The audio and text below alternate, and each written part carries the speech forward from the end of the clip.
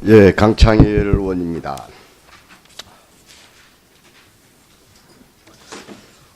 우선 말이죠. 탈북자 문제 말씀드리겠는데 정말 이 민족애를 가지고 그분들이 한국에서 제대로 정착할 수 있도록 정부가 도와줘야 됩니다. 그런데 그리고 또 하나 하셔야 될 것은 제가 여러 차례 작년도 지적했는데 90년대 2000년대 초에 이념형 저는 탈북자라고 합니다만은 그런 분들이 좀 왔었어요. 2000년도 이후에 대부분이 생계형 탈북자입니다. 먹고 살기가 어려워서 더 좋은 교육, 자식 교육 그런 경우가 대부분입니다.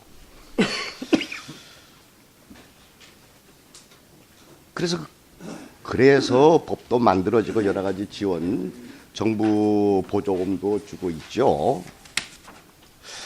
그런데 정부가 이명박 정부 때도 그렇고 박근혜 정부 때도 그렇고 이 탈북자들 일부를 정치적으로 이용하는 경우가 종종 있었습니다. 이게 대북 전단 문제 살포에 앞장서도록 한다거나 자발적일 수도 있다고 생각합니다. 이념용으로 온 경우에. 그런데 정부가 정부 보조금을 줘가지고 또 보조금도 대부분 통일부하고 행자부에서 나왔어요. 돈 몇 푼 가지고 사람들을 타락시키는 꼴이 돼버린 거예요. 그 결과 어떻게 된 줄 압니까? 탈북민 사이에 갈등이 생겼어요. 순수하게 참 밥새끼 먹고 이 자유 대한민국 살고 싶다는 사람들과 그 정치운동 하시는 분들하고의 갈등이 생기고. 감사합니다. 이건 시간 빼줘야 됩니다. 그리고 이게 언론에 이제 아주 대서특필이 되다 보니 어떤 문제가 생겼느냐. 이 보통 한국 사람들이 되게 이상한 눈으로 그분들을 이 정치 활동하는 사람들인가 이렇게 해서 또 시선이 곱지 않습니다. 그러니까 이제 사회적으로 오히려 차별받는 경우도 있어요. 탈북민하면 정치운동을 한 사람 이렇게 생각하면서 많이 생겼어요. 왜 그러니까 정부 보조금 받으면서 뭐 사드 반대 임을 위한 행진국 저지운동에도 뭐 이름을 걸어놓고 말이죠. 아까 대북전단 살포 문제는 뭐 전형적인 것이고 여러 가지 보수 단체 활동 거기에 이름 걸어놓고 또 정부는 그걸 이용하고 말이죠. 지금 정권이 바뀌었죠. 그치들 하지 마세요. 이 정부와에서 그런 탈북민들을 정말 민족애를 가지고 따뜻하게 보도해 주세요. 이용하려고 정치를 이용하려고 절대 하지 마세요. 역사는 숨기지 못합니다. 다 드러나게끔 되어 있습니다. 그런 당부의 말씀을 우선 드리겠습니다. 예, 존경하는 강창일 의원님 취지에 동감하고 또 말씀하신 내용을 적극 유념해서 탈북자 정책을 추진해 나가도록 하겠습니다. 또 하나, 대부분 탈북자들 참 어렵게 살고 있습니다. 알고 계세요? 파악도 제대로 못하고 있습니까? 왠지 압니까? 지금 탈북할 때 브로커를 통해서 하고 있죠. 대부분이. 지금 탈북 비용이 한 1,500만 원 된다고 그래요. 평균 잡아서. 예. 한국에 정착하잖아요. 보조금이 있죠. 지원금이 있죠. 그 돈 받으면은 전부 다가 그 브로커들한테 탈북 비용 브로커들한테 넘어가게끔 돼 있어요. 그래서 하나원에서 퇴소한 다음에 무일푼이에요. 또 사회적 시선도 별로 곱지가 않아요. 또 곱지 않다 보니까 제대로 인건비도 안 줍니다. 일용직 전전하고 이른바 사회 룸펜처럼 돼가지고 정말 어렵게 돼 있어요. 제대로 파악 못하고 있죠. 뭐 나름대로는 뭐 여러 가지 방법으로 파악을 하고 있습니다. 제대로 파악하지 않고 있습니다. 예? 봤더니 하나원 퇴소한 이후에는 손 딱 떼고 있어요. 그 사람들 관리는 경찰청에서 이 주소도 파악하고 있는데 지금 통일부에서는 지금 소재불명 그것도 제대로 파악 못하고 있어요. 예?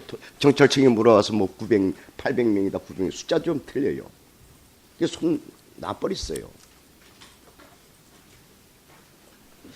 그래서 이렇게 하는 게 아니에요. 이제 우리 탈북 이탈 주민 보호법 제4조에 보호 및 보호 의무의 의무 규정이 보호 지원의 의무 규정이 있습니다. 하나원에서 퇴소한 다음에도 쭉 보호하고 지원할 마음의 자세가 돼 있고 그에 따라서 정책이 맞춰져야 됩니다. 예? 그만서라 얘기들 봤더니 장관도 북에서 조상님이 북이죠. 예, 저도 이산 가족이 2세입니다. 이산 가족이죠. 예. 정말 애정 가지고 해주세요. 우리 예. 같은 민족입니다. 예? 이것도 당부드리겠습니다. 예, 유념하겠습니다. 그다음에 말이죠.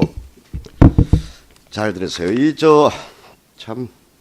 이 통일 문제 말이죠. 1914년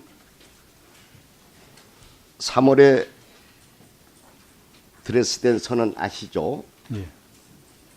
박 대통령께서 하셨죠. 한반도 통일 대박론 아시죠? 예. 14년이에요.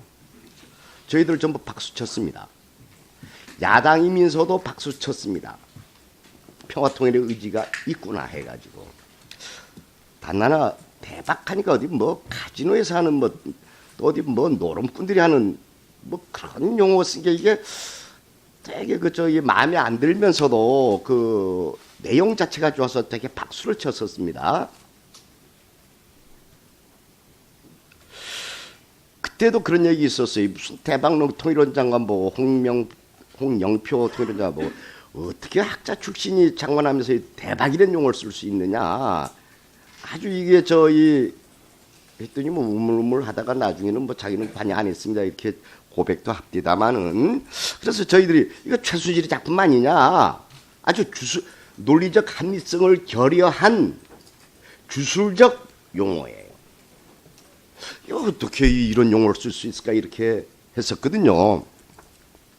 그래서 좌지한 한반도 신뢰 프로세스가 나오고 그 다음에 여러 통일 협의 평화 통일 협의회도 구성하고 되게 잘 해나갑니다.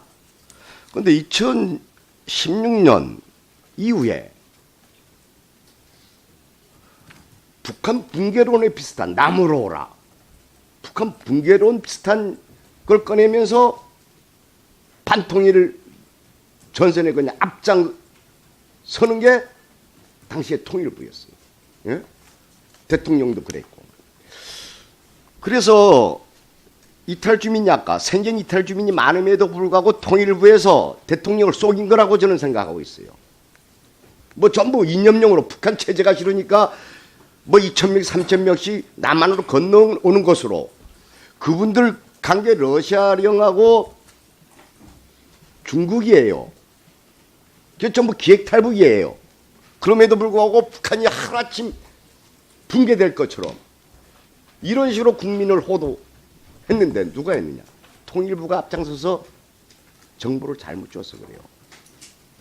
실제 이념형 탈북이 아니고 생계형 탈북임에도 불구하고 이념형 탈북으로 탈바꿈시켜서 대통령 눈을 속였다. 저는 이렇게 생각을 하고 있어요.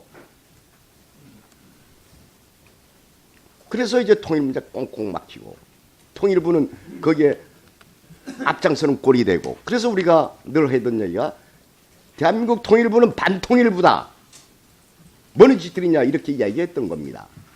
여러 가지 입장이 국방부 입장, 통일부 입장 전부 외교부에 다룰 수 있어요. 통일부의 존재 의의가 있기 때문에 그게 맞춰서 해야 되는 거예요. 그래서 이번에 대북 인도 지원 잘 하신 거예요. 예? 해야죠. 영유아들 같은 동포로서 먹고 살게 해줘야죠. 그래가지고 또 씹는 이상한 언론들도 있어요. 아니 전쟁이 나서 적국이어도 우리가 전쟁 때에 간호사들은 적군도 보살펴주는 게 적십자 정신이기도 합니다. 그런 꼴을 보면서 제발 이 국민들 속이면서 이런 짓들 하지 말고 통일부는 통일부답게 해달라. 이 얘기를 부탁드리면서 그래서 이 꼴이 이렇게 엉망이 돼버린 겁니다.